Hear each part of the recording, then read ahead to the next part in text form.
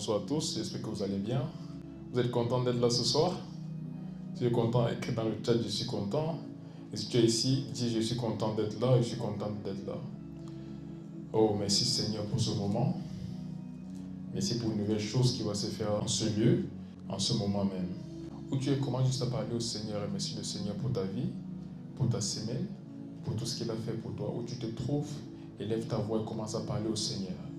Les granondes soffrent acte pragodostes. Lagonindo sivra anta shadabrahate. Le conda geria non safrahatelia non scadevrate. Le conta paria do sans cavayata. Le panto sante gezopra de hescofara dia non sa acte. Ligon jatabrahatea. Le sopanta cosega habatea.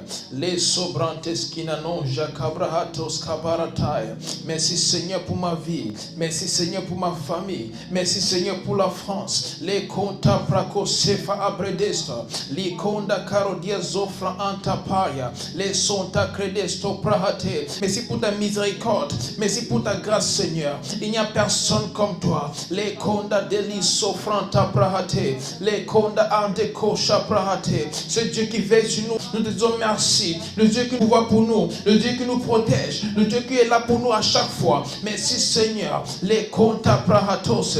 Les conda aske prahatoria. Les conda kaso prantapaya. Les sonta klida asto prahate. Les conda dalia sofranta prahataya. Les conda telia zofrante legesus. Les conta paradia sofra antapaya. Les conda delia soda gresto prahate. Oh merci Seigneur. Il n'y a personne comme toi. Les conta sobra ante. Les conta brahaske varataye. Le Dieu qui règne à jamais. Les conda sigra nota safra de hataya. Les tonda brehesco varia do salamante. Les conda gesso branta. Les sotara dia zofra antapaya. Les conta telia zobrante. Les conta paria zofra ante kosia brahate. Les sota brande gesia mantapaya. Oh sebrante legose. Les cosante cora dia santa brahate. Qui est comme toi Seigneur? Qui est comme toi Jésus? Les sobrante cosa brahate. Le Dieu au-dessus de tous. Il n'y a personne comme toi. Il n'y a personne comme toi. Dans ma vie, il n'y a personne comme toi. Dans le monde, il n'y a personne comme toi. Il n'y a aucun autre Dieu semblable à toi. Tu es le seul maître de l'univers. Le seul Dieu de la terre. Les soprante cosa brahate. C'est lui qui a tout créé. Tu es un Dieu puissant. Nous te magnifions ce moment, Seigneur. Nous disons qu'il n'y a personne comme toi. Il n'y a personne comme toi. Les tonda sopranta pariata. Les conda dalia zofra acte. Les conda soprahate. Oh, merci Seigneur. Les conda ra sopranta paria dos actes. Les koja brantas kina mahate. Oh, merci Seigneur. Merci Seigneur. En ce moment, nous allons prier pour la paix dans le monde. Il y a des différents pays qui traversent beaucoup de choses. Il y a l'Ukraine, il y a l'Israël, il y a la Palestine, il y a beaucoup d'autres nations dans le monde. Il y a même le Congo, des choses qui se passent depuis des décennies aujourd'hui. Nous allons prier le Seigneur en ce moment, que le Seigneur fasse une nouvelle chose dans ce pays, afin que la paix revienne. Seigneur, restaure ces nations, avec un fardeau dans ton cœur. Prie pour ces nations qui sont en guerre, ces nations avec des tensions, tout ce qui se passe dans les nations. Décrétons la paix du Seigneur maintenant. La Bible dit qu'il donne une paix qui dépasse toute compréhension. Déclarons que cette paix maintenant règne dans les nations.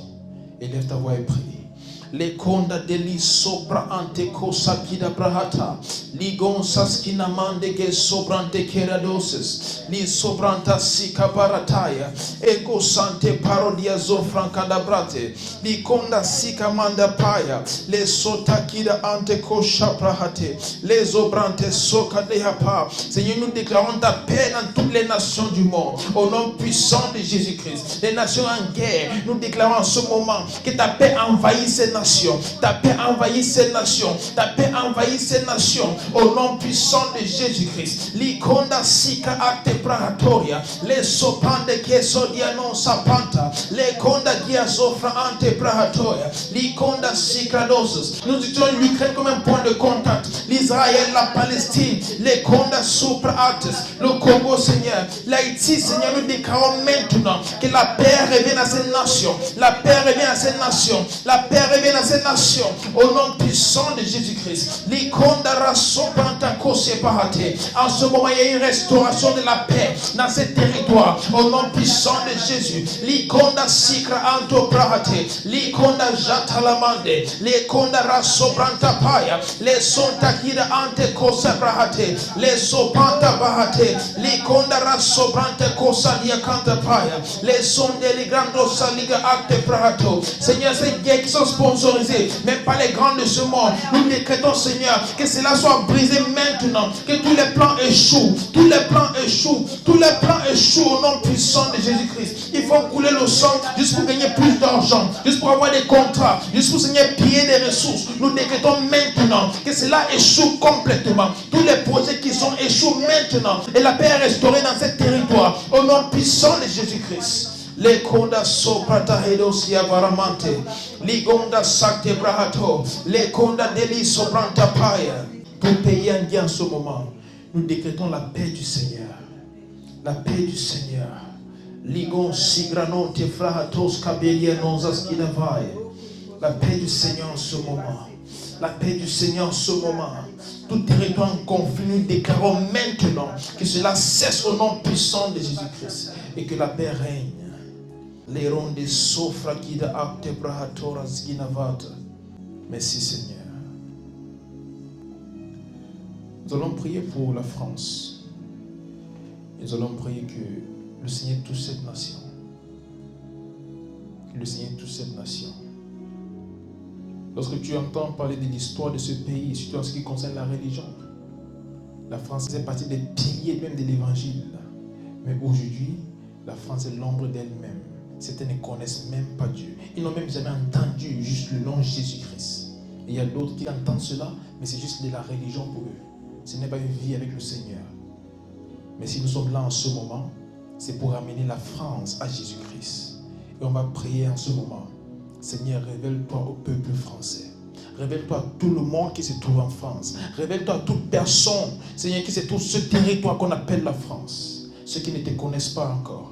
Révèle-toi à ces personnes. Et ceux qui t'ont déjà connus, restaure-les complètement et utilise-les pour ta gloire. En ce moment, prie avec un fardeau pour le salut des âmes en France. Ouvre ta bouche et commence à prier. Likonda sopra katabaya, lento sante prahate, likonda daria soprantapaya, likonda giazo frantelebe, likonda sabayate, likonda kiranon safrantapaya, mantelegonza skina vante brahatoria, lisonta kira ante kosantalaba. Le tonde sikadopia, li consta prate, ente paradia zonta kosanta paya, le conda dilia sonta prate, le conda delia zonta karabayete, li sonta kabaye sobrante. Seigneur, te recommandons la France maintenant et nous décrétons que tous ceux qui ne te connaissent pas encore, tu te révèles à ces personnes maintenant, tu te révèles à ces personnes maintenant. Nous décrétons que la France est à Jésus-Christ et les âmes sont, Seigneur, en train d'être gagnées maintenant. Les âmes sont en train de se tourner vers toi.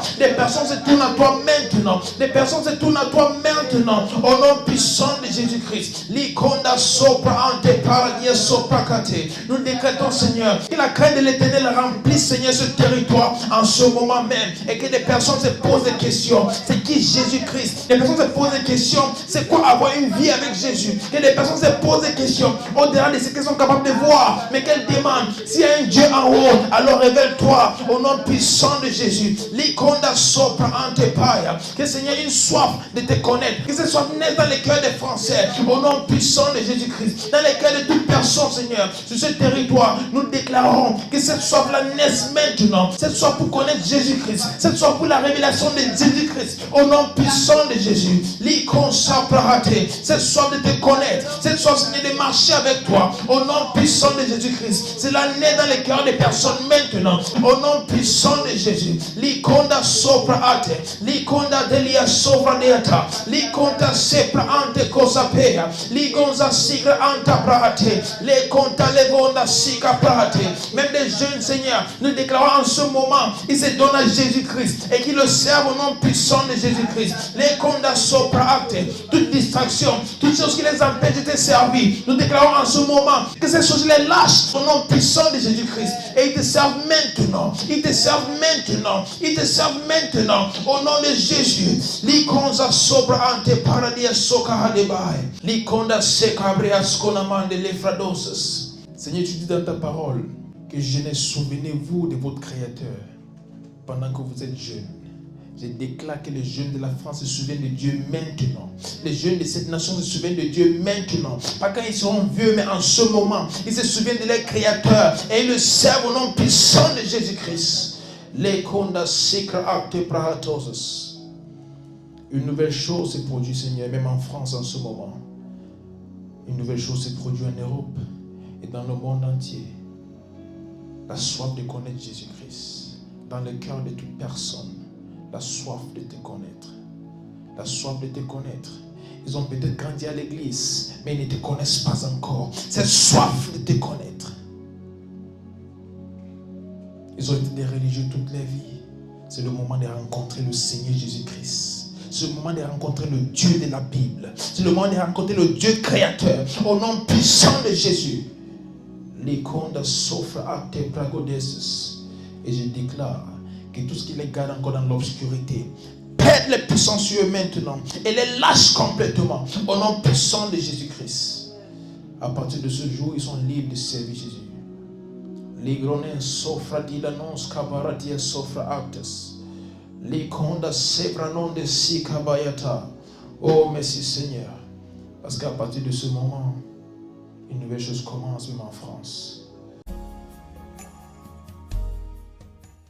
Seigneur, nous te recommandons même ce moment. Nous allons partager la parole. Parole dans nos cœurs. Toute personne qui entend cette parole, Seigneur, parle à son cœur. Et fait une nouvelle chose même parmi nous. Au nom puissant de Jésus-Christ. Amen. Chapatalia nonges covra dila apregistes. Ligonan sofra dila non chatala brandekeria dasaya. Merci Seigneur. Alors nous allons aller tout droit vers le message de ce jour. Et j'aimerais que tu prêtes attention à ce que l'Esprit de Dieu fait et à ce qu'il dit en même temps.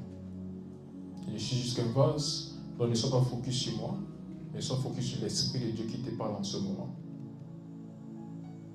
Et si tu te focalises sur l'Esprit de Dieu, je suis très sûr que ce message va changer ta vie.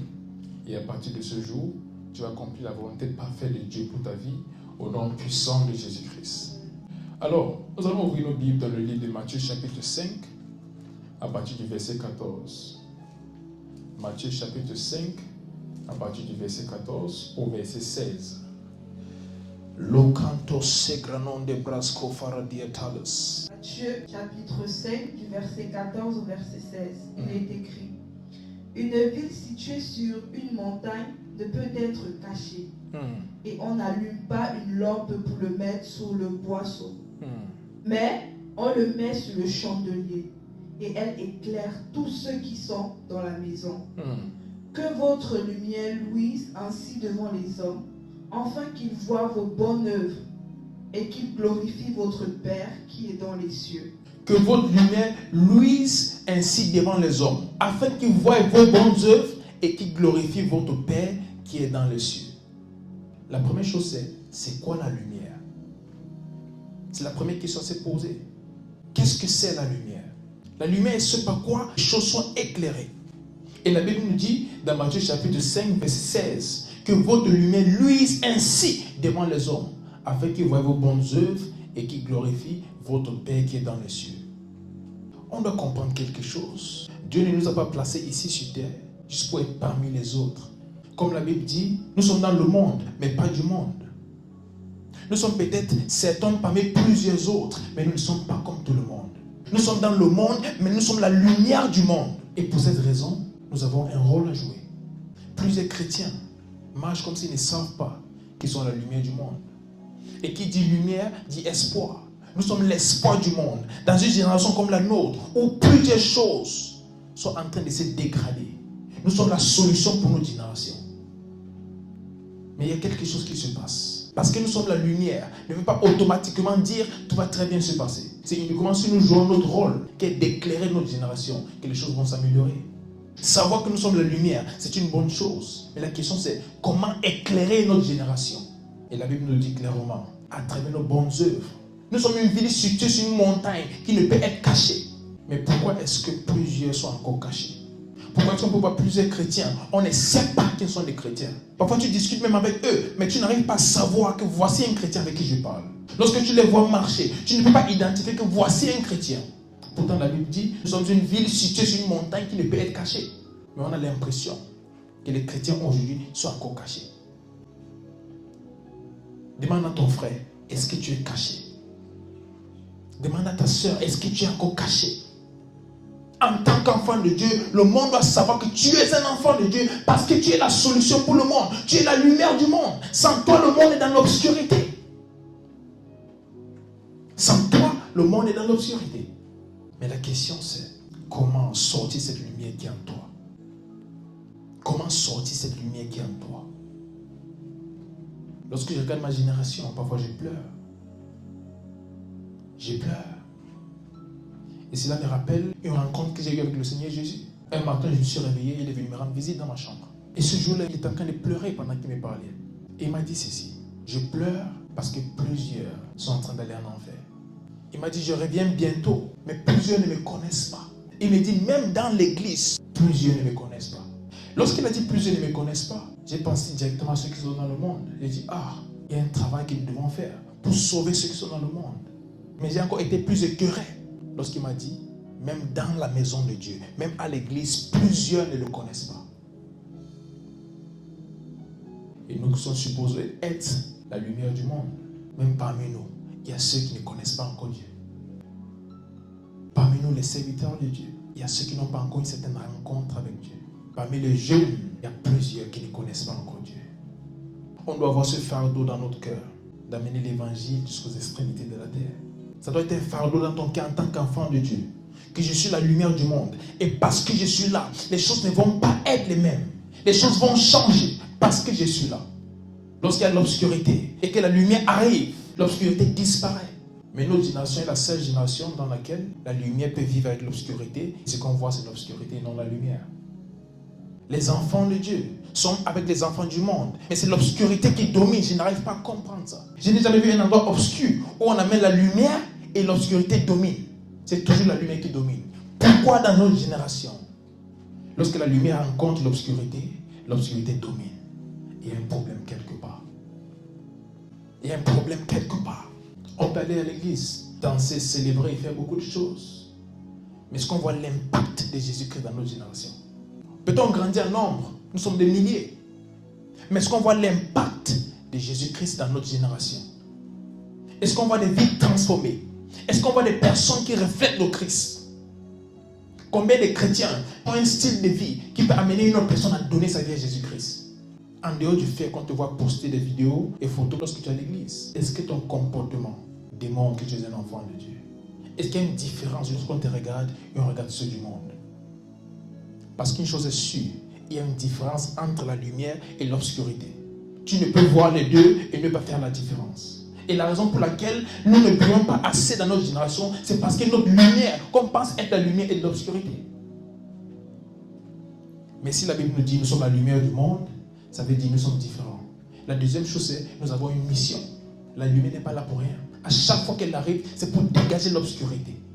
Donc chaque enfant de Dieu a une mission qui est de dégager l'obscurité à chaque lieu où il se trouve. Dans chaque territoire où tu te trouves, ta mission c'est de dégager l'obscurité.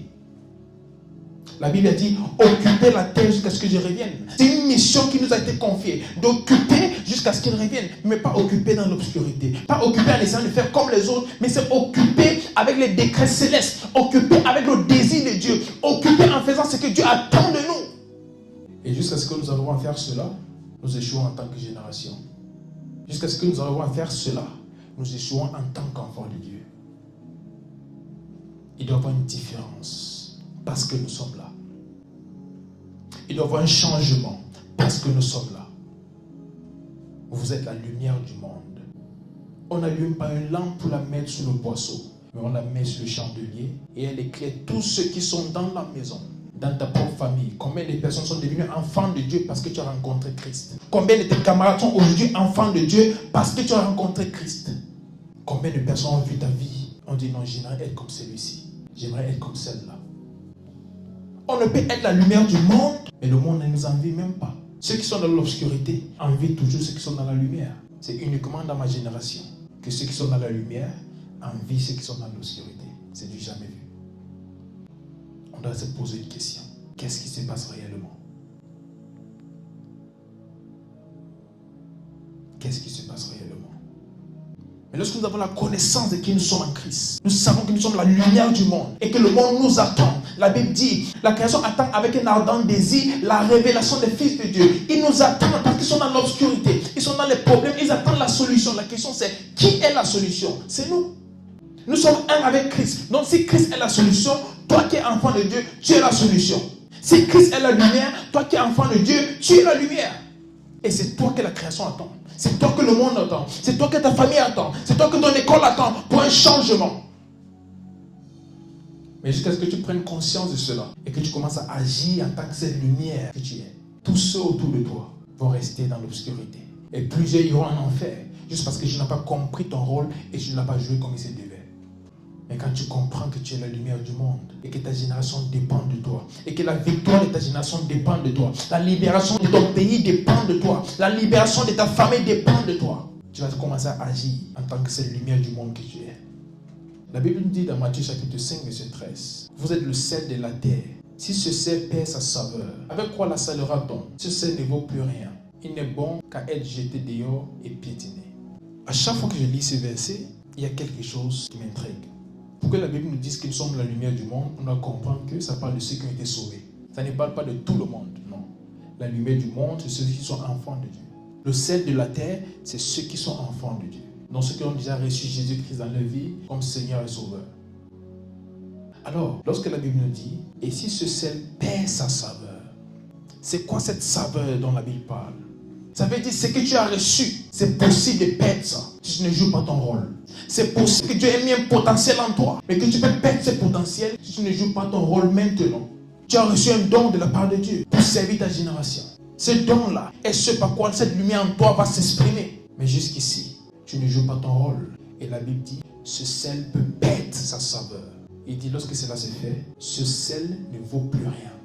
Et ce n'est pas fini. Il n'est bon qu'à être jeté dehors et piétiné. La Bible dit, à qui beaucoup est donné, beaucoup est attendu. Si tu as reçu la vie de Christ, fais attention. Aujourd'hui, lorsque nous recevons Christ dans nos vies, nous célébrons uniquement, c'est très bien. Mais fais attention, parce que tu viens aussi de prendre en même temps un rôle que tu dois jouer. Tu viens d'accepter une mission. À partir du jour où tu dis, aujourd'hui, je reçois Jésus-Christ dans ma vie comme Seigneur et Sauveur, tu es devenu un témoin. Donc, il y a une mission qui t'est confiée juste parce que tu as accepté Christ. Et si tu ne joues pas ton rôle, tu seras jeté dehors et piétiné. Tu seras sorti du plan de Dieu. Même s'il avait un projet pour toi, même s'il t'aimait, tu vas sortir de son plan. La Bible dit, il lève une armée contre qui les portes de l'enfer ne prévaudront point. Nous faisons partie de cette armée-là. Mais nous devons jouer notre rôle en tant que la lumière du monde et le sel de la terre. Et la question c'est, qu'est-ce qui empêche à la lumière en toi de briller? La première chose c'est l'ignorance. Osée chapitre 4, verset 6. Merci Seigneur. Osée chapitre 4, verset 6, il est écrit, mon peuple est détruit parce qu'il lui manque la connaissance. Puisque tu as rejeté la connaissance, je te rejetterai et tu seras dépouillé de mon sacerdoce. Puis tu as oublié la loi de ton Dieu, j'oublierai aussi tes enfants. Mon peuple est détruit parce qu'il lui manque la connaissance. La plupart des fois, nous nous disons, je n'étais pas au courant, donc ce n'est pas grave. C'est faux. L'ignorance est le plus grand des péchés. Mon peuple, c'est le peuple de Dieu. Donc Dieu lui-même identifie que c'est mon peuple. Malgré le fait qu'il soit son peuple, il dit, si vous manquez la connaissance, vous serez détruits. Donc manquer la connaissance du fait que tu sois la lumière du monde ne veut pas dire que tu ne vas pas prendre les responsabilités de l'inefficacité de ton œuvre. Donc peut-être certains ne savent pas qu'ils sont la lumière du monde, mais cela n'empêche que leur rôle n'est pas en train d'être joué. Il y a des conséquences. Plusieurs n'arrivent pas à faire briller la lumière en eux Parce qu'ils manquent cette connaissance qui sont la lumière du monde. Ils ne savent pas qui ils sont. Ils ne savent pas qui ils sont devenus en Christ. Alors ils vivent comme n'importe qui. Ils font n'importe quoi. Ils ne sont même pas conscients de ce qu'ils portent. Mais la Bible te dit que tu es la lumière du monde. Qui veut dire c'est toi qui éclaires le monde. Sans toi, le monde est dans l'obscurité. Sans toi, le monde n'a pas de direction. Sans toi, le monde a les problèmes. Tu es la solution de ton monde. C'est ce que la lumière veut dire. Tu es la solution. C'est toi qui éclaires. Tu dois avoir la connaissance et la conscience de qui tu es en Christ. Tu as été sauvé, oui, mais pourquoi? Pour éclairer le monde, pour amener d'autres à connaître Jésus-Christ. En fait, dans l'ancien temps, lorsqu'il parlait des chrétiens, il parlait de la voie. Donc on les regardait pour connaître où aller. Ils étaient la voie. Et aujourd'hui, nous sommes la voie. Quand on parle d'enfants de Dieu, quand on parle des chrétiens, ce n'est pas juste un truc de religion, non. Le christianisme n'est pas une religion. C'est une relation qui amène les personnes à connaître Dieu. Le christianisme n'est pas une religion. Voilà pourquoi lorsqu'on parle, on dit tu es de quelle confession religieuse. Je ne sais même pas quoi répondre parce que je n'ai pas une confession religieuse. Je suis un fils de Dieu. Et ça, c'est une relation. Ce n'est pas une religion. C'est une relation. Donc tu peux ne pas briller parce que tu manques de connaissances par rapport à qui tu es. Mon peuple est détruit parce qu'il lui manque la connaissance. Est-ce que tu sais qui tu es en Christ? Est-ce que tu sais quel est le rôle que tu dois jouer? Est-ce que tu sais ce que Christ a mis en toi? Parce que sans ça, tu ne vas pas briller. Alors à partir de ce jour, il est très important de comprendre qui tu es en Christ, de savoir quel est ton rôle, de savoir ce que Dieu a mis en toi, afin qu'à travers ça, tu puisses exprimer cette lumière qui est en toi, tu puisses faire sortir cette lumière de toi pour éclairer ton monde. La deuxième chose qui empêche à des personnes de briller, c'est la peur. Certains savent qu'ils sont la lumière du monde, mais la peur les empêche de briller. Ils ont peur de ce que les autres vont dire. Ils ont peur de se tromper. Ils ont peur de ne pas être à la hauteur. Ils ont peur des représailles démoniaques. Plusieurs personnes ne brillent pas parce qu'elles ont peur. Elles savent qu'elles sont la lumière du monde. Elles savent ce que Dieu a mis en elles. Mais elles ont peur de la réaction des autres. Elles ont peur de ce que la communauté m'a dit. Elles ont peur de ne pas être conformes à la société. Voilà pourquoi plusieurs enfants de Dieu ne vivent pas pour Dieu. Je vais bien le faire, mais ils vont me critiquer. Oui, la Bible dit, celui qui accepte Jésus-Christ, c'est à critiquer. Tu dois t'attendre à ça. Plusieurs ont peur de perdre des opportunités, alors ils décident d'être conformes au monde. Pourtant, ils sont des enfants de Dieu. Pourtant, ils sont la lumière du monde. La lumière ne se conforme pas. La lumière vient dégager des choses qui ne sont pas conformes à elle. Et en tant qu'enfant de Dieu, c'est ainsi que tu dois être. En tant que jeune en Christ, c'est ainsi que tu dois être. Ne pas être conforme, mais à cause de la peur. Plusieurs n'arrivent pas à prendre position. Alors à chaque fois, ils essayent d'être comme les autres. Pourtant, ils ne sont pas comme les autres. Pourtant, ils ne sont pas les autres. Ils sont des envoyés de Dieu. La Bible nous dit dans 2 Timothée, chapitre 1, verset 7. Car ce n'est pas un esprit de timidité que Dieu nous a donné, mais un esprit de force, d'amour et de sagesse. Tu es fort, tu es rempli d'amour et tu es sage. Parce que voilà l'esprit que Dieu t'a donné. Il ne t'a pas donné un esprit de peur. Pourquoi est-ce que tu as peur? Tu dois avoir peur de rien. Car l'esprit que Dieu t'a donné est un esprit de force, un esprit d'amour, un esprit de sagesse. Dans d'autres versions, ça dit un esprit de courage. Tu dois être courageux en tant qu'enfant de Dieu. Tu dois être courageux en tant qu'enfant de Dieu. Tu dois être capable de vivre pour Dieu, peu importe les circonstances. Même si tout le monde autour de toi fait autre chose. Parce que Dieu t'a choisi, parce que Dieu s'est révélé à toi, tu dois te comporter comme un enfant de Dieu. Tu dois être conforme à sa parole et non à la société. Et dans un amour parfait, il n'y a pas de peur. Et Dieu est un amour parfait pour toi. Et en tant qu'enfant de Dieu, ton amour doit être également parfait à l'encontre de Dieu. Et pour cette raison, la peur doit disparaître. Celui qui a peur n'est pas rendu parfait en amour. Parce que dans l'amour parfait, il n'y a point de peur. Et le diable sait que lorsqu'il y a la peur, tu ne pourras pas faire ce pourquoi tu as été créé. Tu ne pourras pas accomplir la volonté parfaite de Dieu pour ta vie. Alors il te garde constamment dans la peur. Tu te poses tellement de questions. Comment est-ce qu'ils vont me voir? Comment est-ce qu'on va me prendre à partir de ce jour? Si je vis pour Dieu, ils vont voir comme si je vais montrer que je suis meilleur que les autres. Ils vont voir comme si je vais montrer que je suis spécial. Et à cause de cela, plusieurs décident de faire comme les autres. Pourtant ils savent qu'ils sont la lumière du monde. Ne deviens pas l'obscurité juste parce que tu as peur de te révéler comme la lumière. Tu es la lumière du monde. Rien ne peut changer ça. Tu es la lumière du monde. Alors à partir de ce jour, décide de briller. Décide de briller tel que cette lumière que tu es. Et dans 2 Timothée chapitre 1, verset 8, la Bible dit: n'aie donc point honte du témoignage à rendre à notre Seigneur, ni de moi son prisonnier, mais sauf avec moi pour l'évangile par la puissance de Dieu. N'aie donc point honte de rendre témoignage de notre Seigneur. Cette peur, parfois, se manifeste comme la honte. On a honte de parler de Jésus. qu'est-ce qu'ils vont dire? Comment est-ce qu'ils vont me voir? Ceux avec qui j'ai commis les péchés par le passé, qu'est-ce qu'ils vont dire de moi aujourd'hui? Justement, ce n'est pas le passé. Aujourd'hui, tu es une autre personne. Et tu es la lumière qui va les éclairer. Tu es la lumière qui va les amener à connaître Dieu. La plupart des fois, le diable utilise ça. Non, pas le passé, tu as fait ceci, oh, tu as fait cela, tu as couché avec quelqu'un, tu as volé. Et aujourd'hui, tu as peur de parler. Parle. Parle. C'est ça la preuve que tu n'es plus la même personne. Parle. En fait, parle même aux mêmes personnes avec qui tu as fait ces choses-là. Si Dieu t'a sauvé, c'est pour que tu partes parler à ces mêmes personnes. C'est pour qu'à travers toi, elles soient également sauvées. Mais la peur empêche plusieurs enfants de Dieu de parler de la part de Dieu. À chaque fois que tu ouvres ta bouche, le diable te rappelle ton passé. C'est exactement ton passé, pas ton présent ni ton futur. Alors parle de la part de Dieu sans aucune peur, sans aucune crainte. Donc une chose qui empêche à plusieurs enfants de Dieu de manifester la lumière de Dieu à travers eux, c'est la peur. Et la troisième chose, c'est le péché. 1 Corinthiens, chapitre 6, verset 19. Ne savez-vous pas que votre corps est le temple du Saint-Esprit qui vit en vous, que vous avez reçu de Dieu, et que vous ne vous appartenez point à vous-même? Votre corps est le temple du Saint-Esprit. J'aime beaucoup ce verset. Ne savez-vous pas que votre corps est le temple du Saint-Esprit qui est en vous, que vous avez reçu de Dieu, et que vous ne vous appartenez point à vous-même? Ce qui empêche à plusieurs enfants de Dieu de briller, c'est le péché. Ils vivent constamment et continuellement dans le péché. Ils ont accepté Christ, mais les désirs de la chair, ils veulent satisfaire cela à chaque fois. Et pour cette raison, ils se retrouvent à vivre dans le péché. Pourtant, ils ont été sortis d'une vie de péché. Ils ont été rachetés de cette vie-là. Mais l'envie de se sentir bien dans notre chair, de faire ce qui nous plaît et non ce qui plaît à Dieu, nous amène à rester dans le péché. Et le péché nous souille. Le péché nous empêche d'être comme Dieu veut que nous soyons à chaque fois. Le péché nous empêche de faire ce que Dieu attend de nous. Le péché nous empêche de prier comme il se doit. Le péché empêche la lumière en toi de se manifester pleinement. La Bible nous dit, nous avons reçu sa sainteté, oui, sa sainte nature, mais c'est de notre rôle de se sanctifier. La sanctification n'est pas quelque chose que Dieu fait. La sanctification vient de l'enfant de Dieu. La sainteté, c'est une nature qu'on reçoit de Dieu, mais la sanctification n'est pas un don. C'est l'enfant de Dieu qui décide que parce que je suis un enfant de Dieu, je vais vivre de façon séparée. Parce qu'aujourd'hui, je suis une nouvelle créature, je vais vivre autrement. Je vais faire autre chose avec mon corps parce que mon corps est le temple du Saint-Esprit.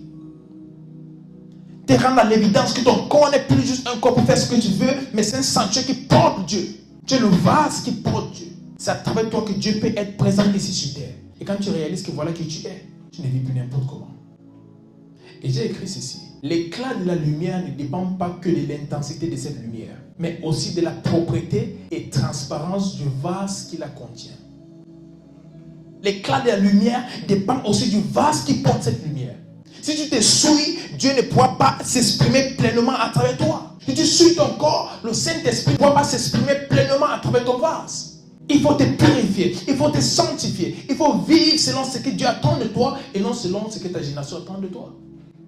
Je vais vous raconter cette petite histoire pour vous démontrer ceci. Pour ceux qui ont vécu dans les villages en Afrique, il y a les lampes qu'on utilisait.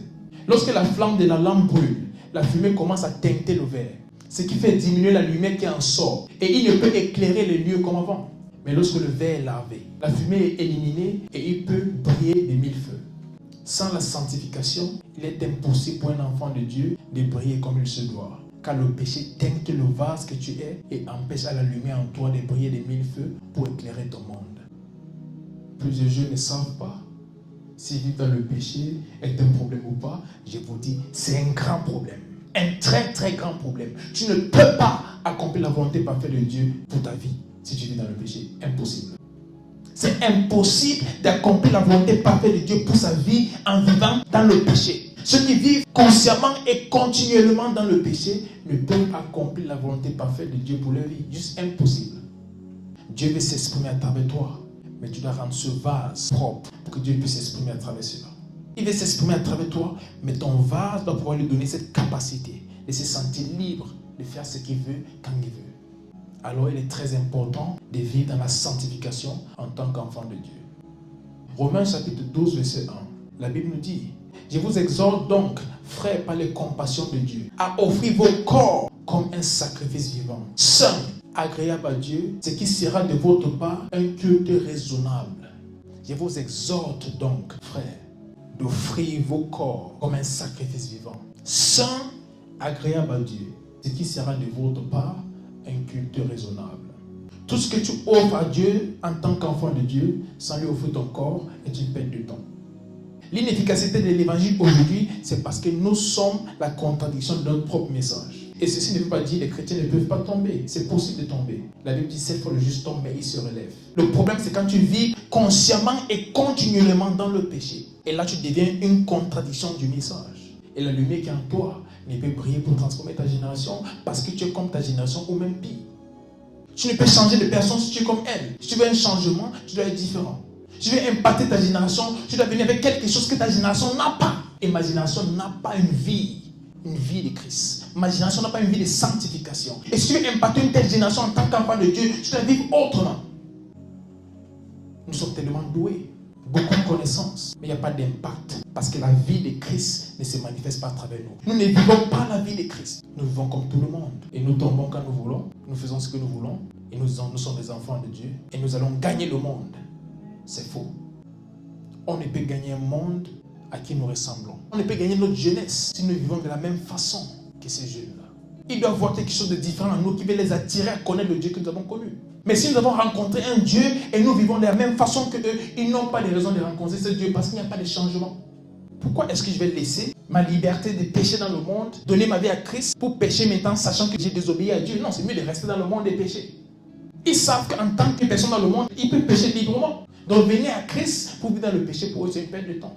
Mais lorsqu'ils voient un autre enfant de Dieu qui arrive à se sanctifier, qui arrive à vivre d'une certaine façon, à travers qui on voit l'esprit de Jésus-Christ se manifester, ils commencent à se dire, il y a quelque chose d'autre que les enfants de Dieu ont que nous n'avons pas. Il y a quelque chose que ces enfants de Dieu ont que nous n'avons pas. Et à partir de ce moment, ils désirent connaître Dieu parce qu'ils voient la transformation en toi. Tu seras le message de l'évangile que quelqu'un d'autre va recevoir. Ton style de vie est le message qui va transformer quelqu'un d'autre. Et si tu ne fais pas attention à comment tu vis, il y a certains qui peuvent aller en enfer. Pourtant, tu étais le message envoyé pour les sortir de l'obscurité et les amener à la lumière. Ne sois pas ce vase qui est le temple du Saint-Esprit. Vis pour Dieu. En tant que jeune, vis pour Dieu. Où tu te trouves, dis, je vivrai pour Dieu. Je vivrai pour Dieu tous les jours de ma vie. Et j'accomplirai sa volonté parfaite pour moi. Comment vivre dans la sanctification? Romains chapitre 12, verset 2. Ne vous conformez pas au siècle présent, mais soyez transformés par le renouvellement de l'intelligence, afin que vous discerniez quelle est la volonté de Dieu, ce qui est bon, agréable et parfait. Vivre pour Dieu n'est pas une chose qui est sponsorisée uniquement par un désir. Non. Il faut la transformation de ton âme. Tu as été dans le monde avant. Tu as connu beaucoup de choses. Venir à Christ et penser que tu vas vivre pour Dieu juste parce que tu désires vivre pour Dieu, c'est faux. Il faut que la parole de Dieu te transforme.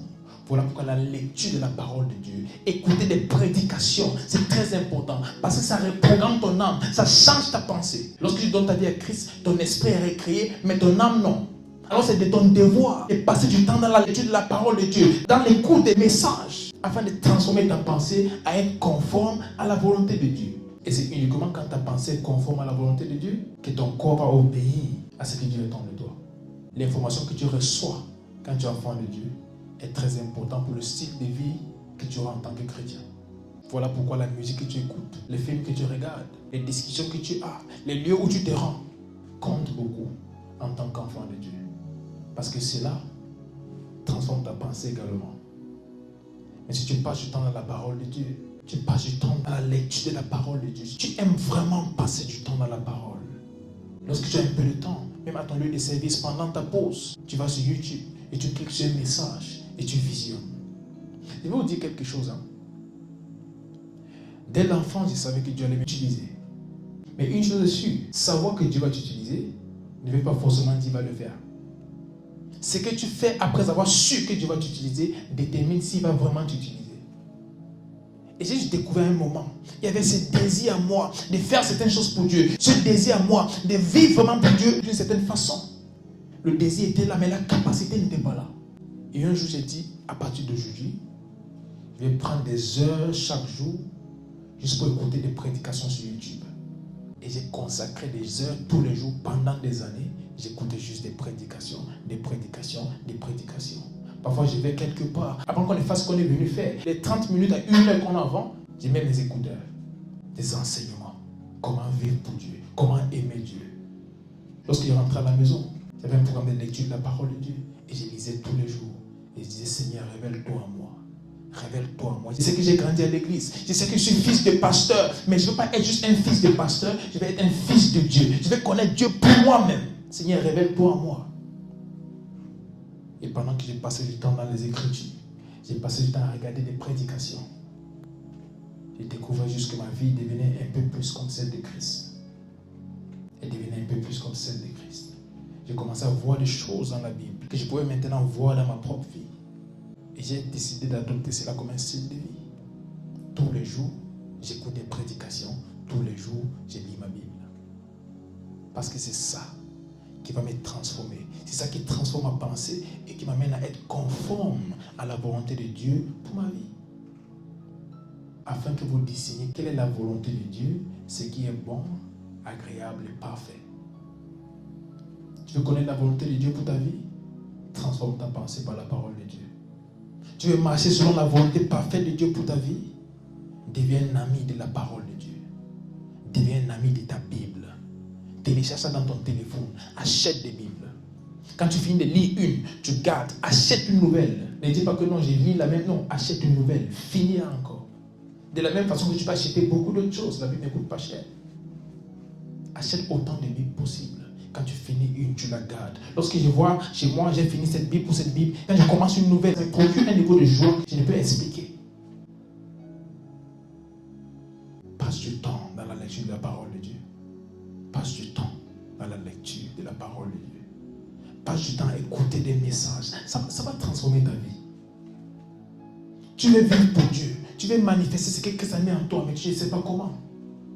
Retourne vers le même Christ. Et la Bible dit, dans Jean chapitre 1, verset 1, au commencement était la parole était avec Dieu, et la parole était Dieu. Donc cette parole-là, c'est Dieu. Si tu passes du temps avec lui, tu vas être conforme à lui. Tu vas commencer à lui ressembler. Tu vas commencer à faire ce qu'il attend de toi, et surtout, tu vas accomplir sa volonté pour ta vie. Alors passe du temps dans la lecture de la parole de Dieu. Passe du temps à fouiller les Écritures. Seigneur, parle-moi une nouvelle fois. Seigneur, qui es-tu réellement? Et les mêmes choses que tu lisais avant, qui n'avaient pas trop de sens pour toi, tu les lis une nouvelle fois. Et on dirait que tu parles directement. Parce qu'en ce moment, il y a un désir accompagné par l'effort. Donc tu ne désires pas juste vivre pour Dieu, mais tu fais des efforts pour transformer ta pensée. Et où le désir rencontre l'effort, le miracle se produit. Où le désir rencontre cette foi. Et comme la Bible nous dit, la foi sans les actes est morte. Donc la foi, c'est poser des actes en te basant sur ce en quoi tu crois. Donc si tu crois que tu peux vivre pour Dieu, pose des actes en lisant la parole de Dieu. Si tu penses que Dieu peut te transformer, pose des actes en lisant la parole de Dieu. Et tu vas changer ta vie. Il y a plusieurs jeunes qui veulent vraiment vivre pour Dieu. Ils n'aiment pas le péché. C'est une vérité. Ils n'aiment pas le péché. Mais ils sont impuissants face à ça. Parce que l'esprit n'est pas nourri. Leur âme n'est pas transformée. Tu ne peux pas écouter la musique mondaine toute la journée et espérer vivre pour Dieu. C'est impossible. Parce que ces informations que tu reçois deviennent ta nouvelle réalité. Mais quand tu passes du temps dans la lecture de la parole de Dieu, tu deviens un peu plus comme lui. Dis, Seigneur, je vais être un peu plus comme toi tous les jours. Seigneur, je vais être un peu plus comme toi tous les jours. Parfois, on ne cherche pas à faire des très grands pas. Commence quelque part. Fais des petites choses. Commence avec 10 versets par jour. Après, tu passes à 20, à 30. Décide que je lis minimum un chapitre de la Bible chaque jour. Et lorsque tu vois que tu as maîtrisé cela, dis que, ok, à partir de ce moment, je lis 5 chapitres par jour. Il y a des moments qui vont arriver où tu veux prendre 2-3 livres de la Bible. Tu les finis en un jour. Et ce n'est pas juste pour lire la Bible. Mais il y a une transformation qui a lieu dans ton corps. Il y a une transformation qui a lieu dans ton âme. Et ton corps commence à refléter cela. Ton style de vie commence à être conforme à ce que Dieu attend de toi. Et en ce moment, la lumière qui est en toi a expression parce que le vase est pur. Le vase est propre. et permet à cette lumière de se manifester comme il se doit. Permet à cette lumière d'éclairer une génération. Ta vie est le message de l'évangile que c'est d'abord recevoir. Transforme ta pensée, être conforme à la volonté parfaite de Dieu pour toi, à travers la parole de Dieu. Et la quatrième chose, qui est la dernière sur notre liste, qui empêche à certaines personnes de manifester ce que Dieu a mis en elles, ou qui empêche à certaines personnes de briller, c'est leur motivation. Qu'est-ce qui te motive à vouloir briller? Pourquoi est-ce que tu veux briller? C'est vrai, nous sommes la lumière du monde, mais pour quelle raison voulons-nous briller? Est-ce que c'est pour que Christ soit vu à travers nous, ou c'est parce qu'on veut vous montrer à notre génération que nous existons?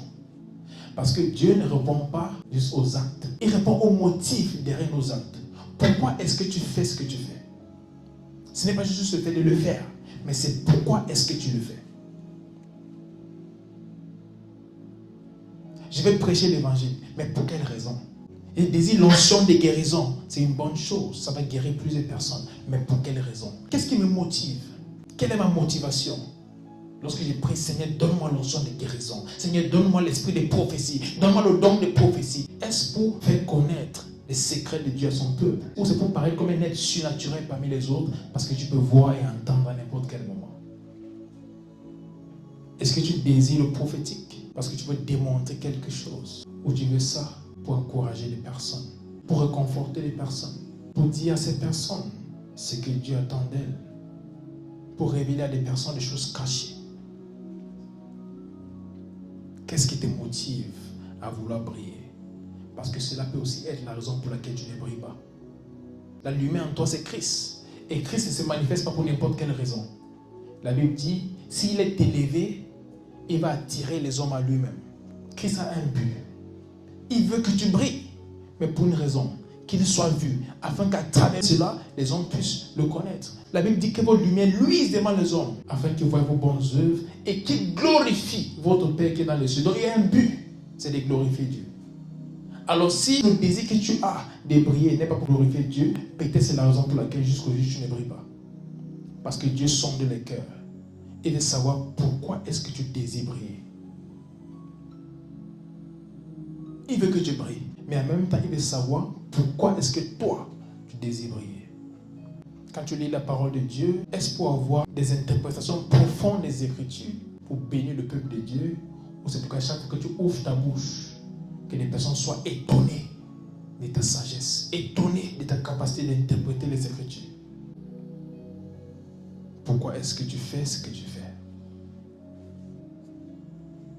Qu'est-ce qui motive ces heures dans la prière? Est-ce pour rencontrer Jésus-Christ? Ou c'est juste pour avoir la puissance que lorsque tu arrives, on dit l'homme est arrivé. C'est lui, l'envoyé de Dieu, il est là.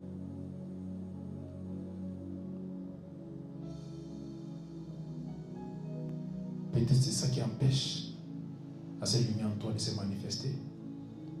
Peut-être c'est cela qui empêche à cette lumière en toi de briller. Mais si tu changes tes motivations et que tout ce que tu veux c'est Jésus-Christ, que Jésus soit vu, qu'il soit entendu et qu'il soit connu à travers toi, je t'assure, tu vas briller. Plusieurs personnes, Dieu les forme même pour le ministère. Il les bâtit pendant plusieurs années. Et à chaque fois, ils disent, mais Seigneur, pourquoi tu ne m'envoies pas? Parce que jusqu'ici, il sait que la personne qui veut manifester, c'est toi-même. Tu es déjà prêt pour la manifestation. Mais la question, c'est qui va manifester? Qui aura la gloire à cause de cette manifestation? Est-ce que ça va être le Seigneur Jésus-Christ ou ça va être toi-même? Et aussi longtemps que ça sera toi, il ne va pas te laisser partir. Il va te garder dans le lieu de préparation jusqu'à ce que tes motivations changent. Jusqu'à ce que tu désires autre chose. Tu désires ce qui est conforme à sa parole. À partir de ce moment, il va t'amener à ce monde. Parce qu'à travers toi, il sera connu et il sera glorifié.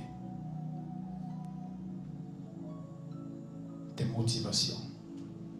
On va lire Actes chapitre 1, du verset 23 au verset 26. Sopa kapota brenos qui va dalia prahatesis. Likonde sofra ante kosa brahate.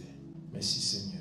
Actes chapitre 1, du verset 23 au verset 26. La Bible dit, et ils en présentaient deux, Joseph et Barsabas, nommés Justus et Matthias. Puis ils firent cette prière. Seigneur, toi qui connais les cœurs de tous, désigne lequel de ces deux tu as choisi. Seigneur, toi qui connais les cœurs de tous, désigne lequel des deux tu as choisi. Dieu a peut-être un plan pour toi. Il veut que tu manifestes. Mais lorsqu'il regarde ton cœur, parce qu'il connaît ton cœur, la Bible dit, il sonde les cœurs. Il connaît le contenu de ton cœur. Peut-être à l'extérieur, les gens voient une personne qui veut servir Dieu, mais à l'intérieur, Dieu voit un homme qui veut être vu. Dieu voit un homme qui veut se manifester et ne pas manifester Dieu. Seigneur, toi qui connais les cœurs, désigne lequel des deux tu as choisi. Afin qu'il n'ait pas à ce ministère et à cet apostolat que Judas a abandonné pour aller en son lieu. Il tira au sort et le sort tomba sur Matthias qui fut associé aux 11 apôtres. Seigneur, lequel des deux as-tu choisi? Lequel des deux? En se basant sur quoi? Le contenu de leur cœur. Ils étaient là avec Jésus-Christ pendant qu'il était sur terre. Ils ont marché avec les autres apôtres. Ils étaient fidèles peut-être dans ce qu'ils faisaient. Physiquement, il n'y avait pas de faute. Mais lequel des deux tu choisis? En fonction de quoi? Le contenu de leur cœur. Jusqu'à ce que tes motivations s'alignent au plan de Dieu. Dieu ne peut pas t'utiliser. Il ne peut pas faire grand chose avec toi si tu ne désires manifester Dieu. Si tu désires manifester le toi, non. Dieu n'envoie pas des personnes, il envoie des personnes qui vont pour le manifester. Il envoie des personnes qui vont pour le faire connaître. Il n'envoie pas des personnes qui vont pour se faire connaître elles-mêmes. Et dans cette génération surtout, Dieu fait très attention à cela. Parce que par le passé, il y a plusieurs personnes qu'il a envoyées pour parler de sa part. Mais une fois qu'elles sont arrivées avec la manifestation et beaucoup de choses, elles ont oublié même qu'elles sont venues représenter Dieu. Elles ont commencé à se représenter. Je déclare que cela ne sera pas ta portion, ni ma portion au nom puissant de Jésus-Christ. Que jusqu'à la fin, nous allons manifester Christ. Nous allons montrer Christ à notre monde. Ça ne sera jamais nous, mais ça sera lui à chaque fois. Lequel de ces deux as-tu choisi? En se basant sur le contenu de leur cœur. Si tu n'arrives pas à briller malgré tous tes efforts, en conformité avec la parole de Dieu, fouille ton cœur. Peut-être le problème vient de tes vraies intentions qui ne sont pas correctes. Donc si tu fais tout ce qu'il faut pour manifester Dieu, mais tu n'arrives pas à voir le Seigneur te donner certaines choses, tu n'arrives pas à voir le Seigneur t'utiliser d'une certaine façon, pose-toi des questions. Pourquoi est-ce que je fais ce que je fais? Qu'est-ce qu'il y a vraiment dans mon cœur? Quel est mon vrai désir? Peut-être devant les hommes, ils voient que j'ai prié beaucoup. Mais pourquoi est-ce que j'ai prié beaucoup? Parce que le fait, ce n'est pas de beaucoup prier. C'est ce pourquoi nous prions. Et pas juste en termes de sujet, mais en termes de motivation. Qu'est-ce qui me motive à prier? Qu'est-ce qui me motive à chercher Dieu autant? Est-ce que c'est parce que je veux Dieu? Ou je vais juste l'utiliser pour acquérir ce que moi je veux? Aujourd'hui, le ministère est utilisé pour beaucoup de choses.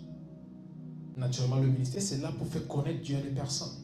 Mais aujourd'hui, le ministère, c'est beaucoup de choses. C'est peut-être pour devenir célèbre, pour avoir des faveurs auprès des personnes élevées, pour gagner de l'argent et faire beaucoup d'autres choses. Mais que ton ministère et mon ministère soient là pour révéler Jésus-Christ au nom puissant de Jésus.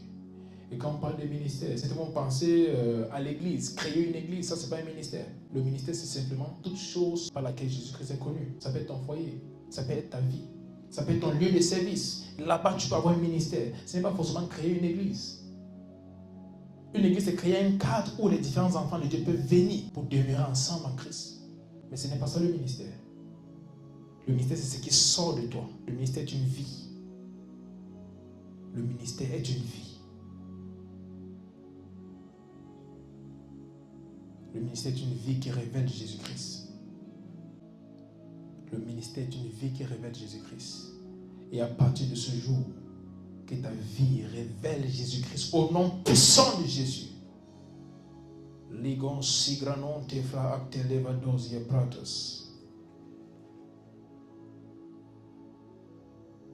Jésus-Christ est tellement beau. Et si tu décides de vraiment le connaître et de le servir, tu verras que c'est la meilleure décision que tu pourrais prendre.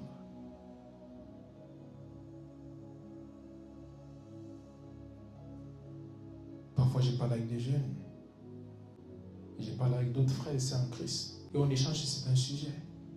Et je ressens une certaine joie quand on parle de Jésus-Christ. Parfois, ta journée ne se passe pas comme il fallait et tout. Mais quand on commence à parler de Jésus-Christ, il y a une joie que je ne peux expliquer. Il y a une joie que je ne peux expliquer. Pour toi qui ne connais pas encore Jésus-Christ, viens à Jésus-Christ maintenant. Il a payé un prix sur la croix afin que tu sois sauvé.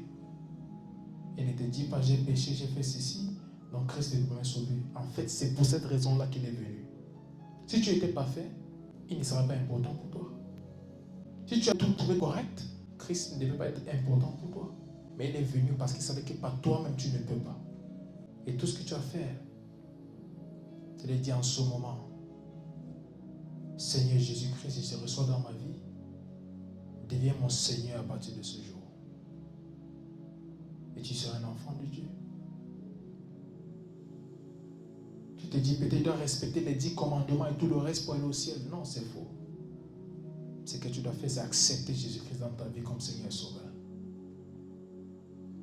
Et dès cet instant même, tu peux devenir un enfant de Dieu. Et si tu es là, tu m'écoutes et que tu veux prendre cette décision de suivre Jésus-Christ, tu vas juste répéter cette prière après moi. Seigneur Jésus, je te remercie pour ma vie.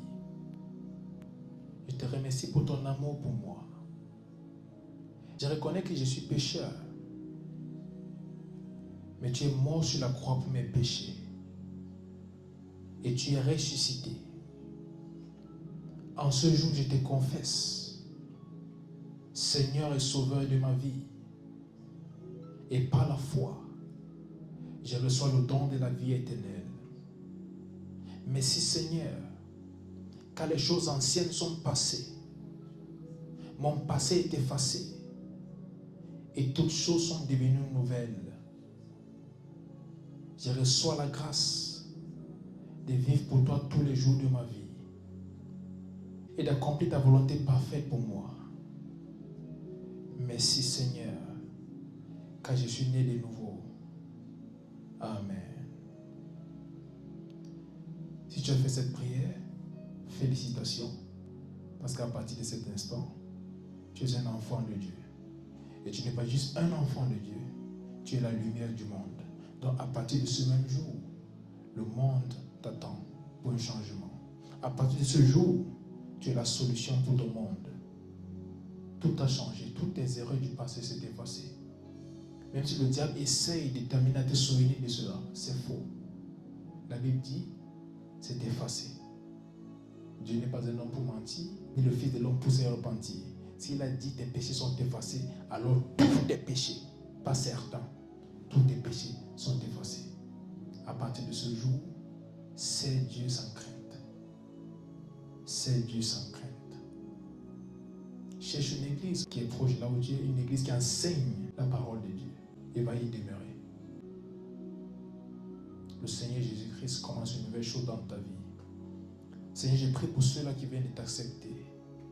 Je prie que tu te révèles à ces enfants, afin qu'ils puissent te connaître tel que tu es. Qu'ils puissent savoir pourquoi tu les as appelés et découvrir, Seigneur, ton plan pour leur vie et qu'ils te servent au nom puissant de Jésus-Christ.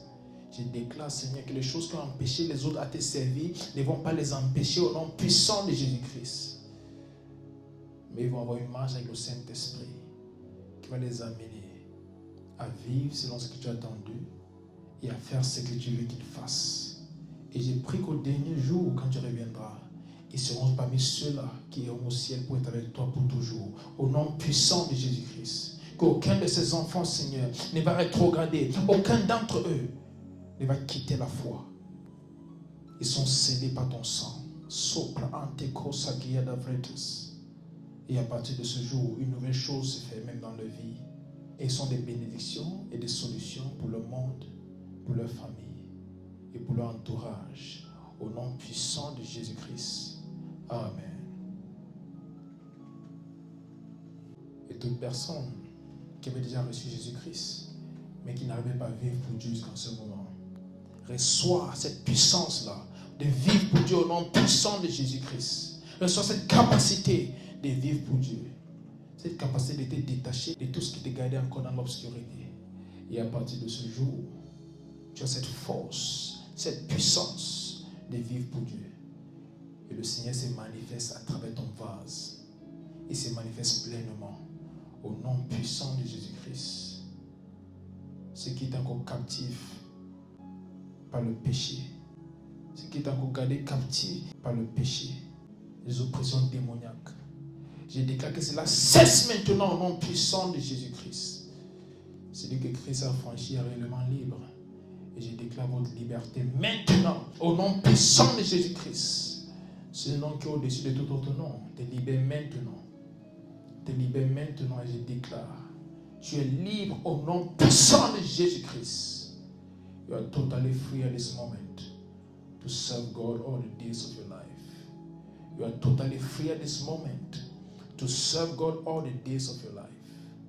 Legranonde soffre ante cosa practalises. Et je prie pour ceux, Seigneur, qui veulent connaître ton plan parfait pour leur vie. Je déclare que pendant qu'ils lisent la parole de Dieu, pendant qu'ils prient et pendant qu'ils te servent, que tu les amènes à être au bon endroit, au bon moment, en train de faire la bonne chose. Que tu les conduis, Seigneur, à savoir pourquoi est-ce qu'ils ont été créés et ce qu'ils doivent faire pour accomplir cela. Au nom puissant de Jésus-Christ. Aucun de ces jeunes ne marchera dans la confusion. Aucun de tes enfants ne marchera dans la confusion. Tu dis le Saint-Esprit vient à nous et il est un guide. Je déclare que le Saint-Esprit te guide dès cet instant au nom puissant de Jésus-Christ. Et que tu as cette capacité de comprendre et de savoir ce qu'il dit à chaque fois. Au nom puissant de Jésus-Christ. Les grands noms de soffre ante paradis sophratetes. Je décrète à partir de ce jour que ta lumière brille et illumine ton monde au nom puissant de Jésus-Christ. Et le peuple de Dieu crie Amen. Amen. Sobranelia coste vrahatai. Merci Seigneur. En ce moment, nous allons juste donner nos offrandes avant de clôturer. Donc si tu as ton offrande avec toi, ta semence, ta dîme, pour ceux qui sont en ligne, il y a le lien PayPal dans la description. Il y a également un numéro de téléphone. Si tu n'as pas PayPal et tu vas avoir un autre moyen de payer, tu peux contacter ce numéro de téléphone sur WhatsApp, Telegram et par SMS. Et on va te donner d'autres informations sur comment donner ta dîme. Pour ceux qui sont ici, vous allez juste venir devant et mettre cela dans le panier.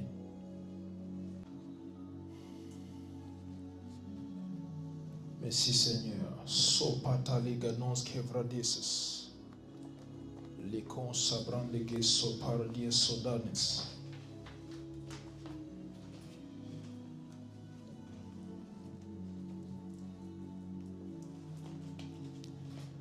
Merci Seigneur. Les gonzes et fradodilies codavrai. Où tu es en ce moment, je vais prier pour toi, pour bénir ton offrande, ta semence, ta dîme. Seigneur Jésus-Christ, je te remercie pour tes enfants et pour leur obéissance envers toi, de donner les offrandes, les dîmes et les semences.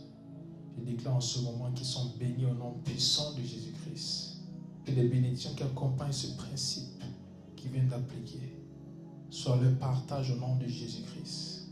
Je déclare que tous les plans de l'ennemi contre les vies échouent au nom de Jésus-Christ. Ils sont protégés, ils sont préservés. Et même dans des moments comme celui-ci, où l'économie du monde est en train de connaître des moments difficiles, je déclare qu'ils sont connectés à l'économie céleste au nom puissant de Jésus-Christ. Leur cas est différent parce qu'ils ne sont pas pareils que les autres, parce qu'ils sont enfants de Dieu. Et Seigneur, même ceux qui n'ont pas pu donner, peut-être parce qu'ils n'avaient pas, je déclare, Seigneur, que tu pourvois pour ces personnes, afin que prochainement, elles puissent avoir assez pour elles-mêmes et également assez pour accompagner ton œuvre. Au nom puissant de Jésus-Christ, je déclare qu'elles sont bénies, leurs familles sont bénies et tout ce qu'elles touchent prospère. Je déclare que leur santé est préservée. Et pour ceux qui sont malades, je déclare la guérison instantanée au nom puissant de Jésus-Christ. Ils prospèrent, ils sont en santé, comme prospère l'état de leur âme. Au nom puissant de Jésus-Christ. Et je te recommande, Seigneur, toutes ces personnes entre tes mains. Prends soin d'elles, guide-les. Et fais en elle ce que uniquement toi es capable de faire. Fais en elle ce que personne d'autre ne peut faire. Leur semaine est bénie. Leur semaine est bénie. Leur semaine est bénie. Au nom puissant de Jésus-Christ. Amen. Ok, au revoir et on va se voir pour la prochaine réunion jeudi. Que Dieu vous bénisse.